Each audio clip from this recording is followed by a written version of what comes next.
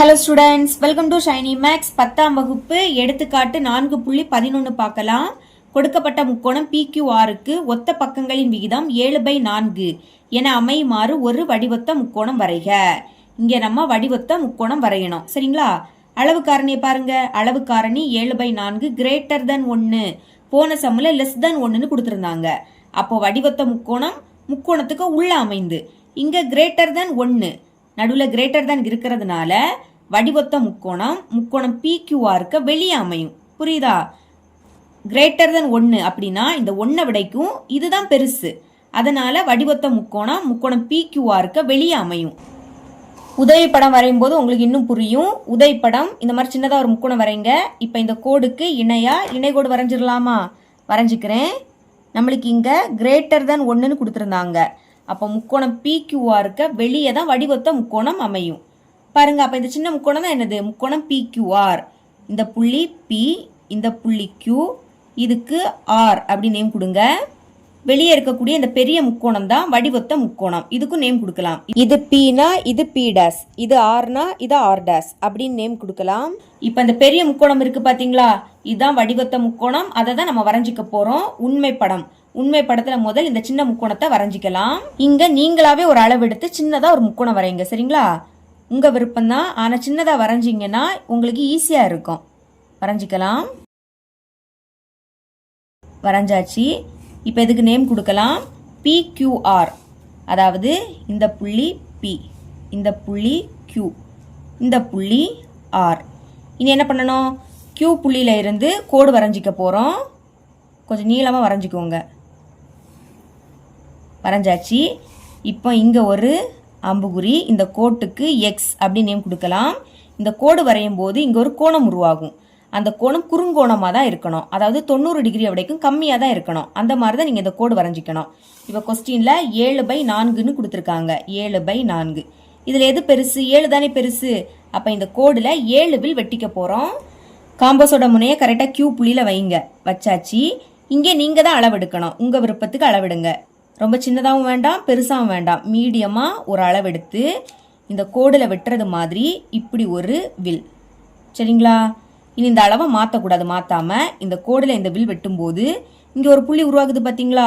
அதில் காம்பஸோட முனையை வைத்து அடுத்து ஒரு வில், இப்படி மொத்தமாக 7 வில் வெட்டணும்.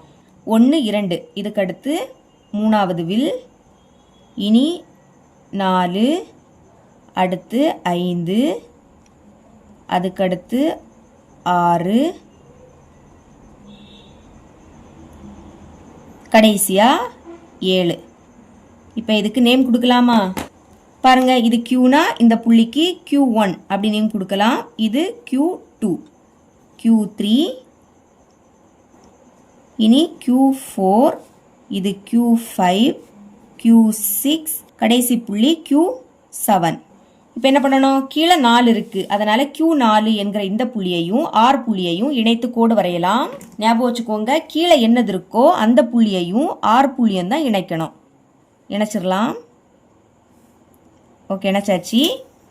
இங்க கீழே இருக்கக்கூடிய எண்ணை விடைக்கும் மேலே இருக்கக்கூடிய எண் பெருசு.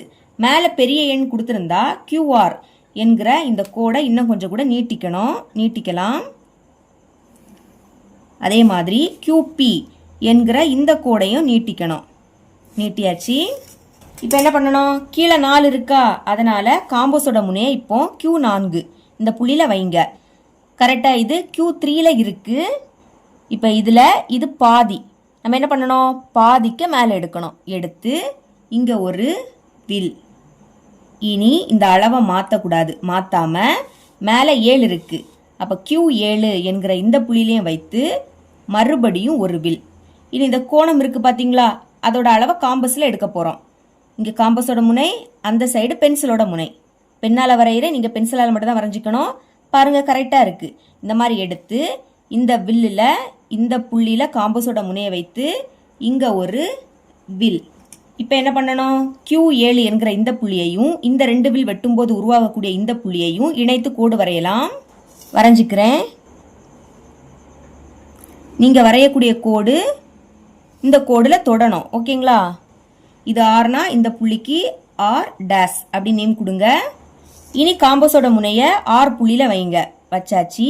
இங்கேயும் நீங்களாவே ஒரு அளவெடுங்க சரிங்களா. கொஞ்சம் சின்னதாக ஒரு அளவெடுத்து இங்கேயும் ஒரு வில் இந்த மாதிரி இந்த அளவை மாற்றாமல் ஆர் டேஸ் இதுலையும் வைத்து இன்னொரு வில். ஓகே, இனிமே இந்த கோண அளவை காம்பஸில் எடுக்க போகிறோம். இங்கே காம்பஸோட முனை, அங்கே பென்சிலோட முனை கரெக்டாக தான் இருக்குது. இப்போ இதை இந்த வில்லில் இந்த புள்ளியில் வைத்து அந்த வில்லை வெட்டுறது மாதிரி இப்படி ஒரு வில். இனி ஆர் டேஸ் என்கிற இந்த புள்ளியையும் இந்த 2 வில் வெட்டும்போது உருவாகக்கூடிய இந்த புள்ளியையும் இணைத்து கோடு வரைய போகிறோம். வரைஞ்சிக்கலாம். நீங்கள் வரைகிற கோடு இந்த கோடில் தொடணும். ஓகே, இப்போ இது பீனா இந்த புள்ளிக்கு பி டேஸ் அப்படி நேம் கொடுக்கலாம். இங்கே அம்புகுறி, அதே மாதிரி இங்கேயும் ஒரு அம்புகுறி. இப்போ இந்த பெரிய முக்கோணம் இருக்குது பார்த்தீங்களா, முக்கோணம் P dash Q R dash, இதுதான் நமக்கு தேவையான வடிவொத்த முக்கோணம். எழுதிக்கலாம். தேர்ஃபோர் முக்கோணம் P dash Q R dash என்பது தேவையான வடிவொத்த முக்கோணம் ஆகும். இங்க நீங்க முக்கியமா செக் பண்ண வேண்டியது இந்த 2 கோடும் இணையா இருக்கணும். அதே மாதிரி இந்த 2 கோடும் இணையா இருக்கணும். இணையா இருந்தா மட்டும்தான் நீங்க வரைஞ்சது கரெக்ட் சரிங்களா. ஓகே, இனிமே வரைமுறையை புக்கில் பார்த்து எழுதிக்கோங்க. இவ்வளவுதான் இந்த சம்.